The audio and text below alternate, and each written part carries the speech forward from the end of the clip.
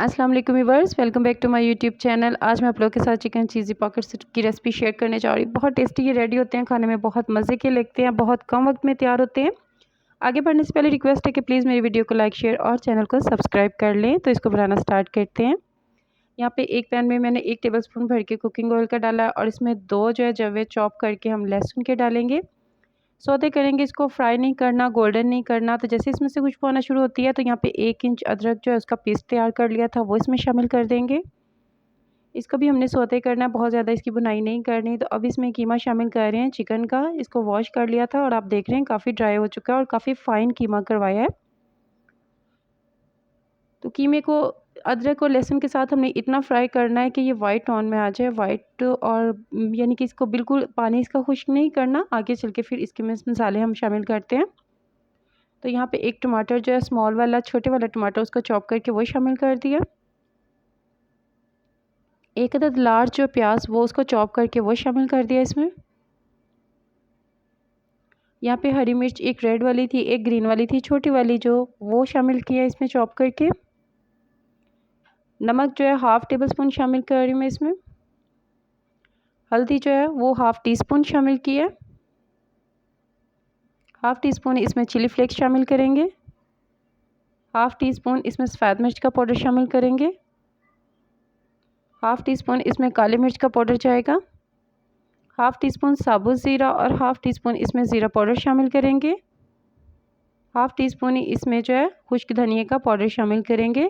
और यहाँ पे गरम मसाला भी 1/2 टीस्पून, जबकि लाल मिर्च का पाउडर भी 1/2 टीस्पून इसमें शामिल किया है।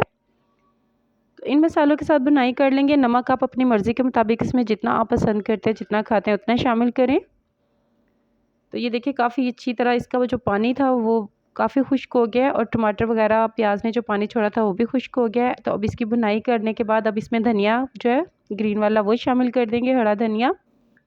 तो ठंडा होने के लिए छोड़ देते हैं। यहाँ पे ब्रेड स्लाइस लिए मैंने लार्ज वाले और उनकी साइडें काट ली हैं। अब पानी में डिप करेंगे चारों साइडों से इसको, और इसको दबाऊंगी मैं। दबाने से इसका जो एक्स्ट्रा पानी है साइडों का वो सारा निकल जाएगा।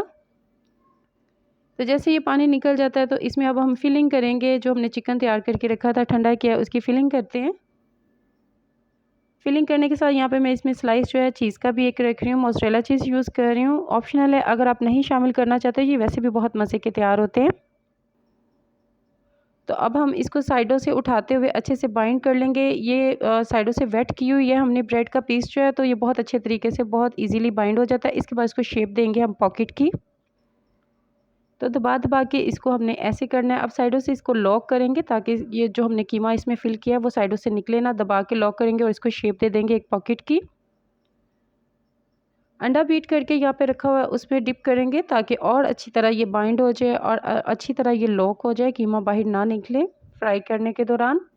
और यहाँ पे क्रम्स रखे हुए हैं, क्रम्स जो इसकी साइडें उतरी हैं ब्रेड की, उसी से मैंने क्रम्स तैयार किए हैं। आप बाज़ार के भी यूज़ कर सकते हैं, ये मेरे होममेड है। तो दबा दबा के भर भर के इस पर क्रम्स लगाएंगे। जितने अच्छे आप इस पर क्रम्स लगाएंगे उतना ही ये क्रिस्पी तैयार होगा और उतना ही टेस्टी तैयार होगा। और ये घर के क्रम्स है तो इसलिए इससे बहुत अच्छा ये रेडी होता है। मोटे मोटे क्रम्स होते हैं। फ्राई करेंगे 2 से 3 सेकंड एक साइड पे, 2 से 3 सेकंड एक साइड पे। इसको शैलो फ्राई कर लें, डीप फ्राई कर लें, वो आपकी अपनी चॉइस है। लेकिन ये रखें, याद रखें कि इसका जो स्टोव है बहुत हल्का होना चाहिए, तेज़ स्टोव पे नहीं करना वरना ये ऊपर से जल जाएगा। और हमने वेट किया है ब्रेड को तो ब्रेड अंदर से कच्ची रह जाएगी।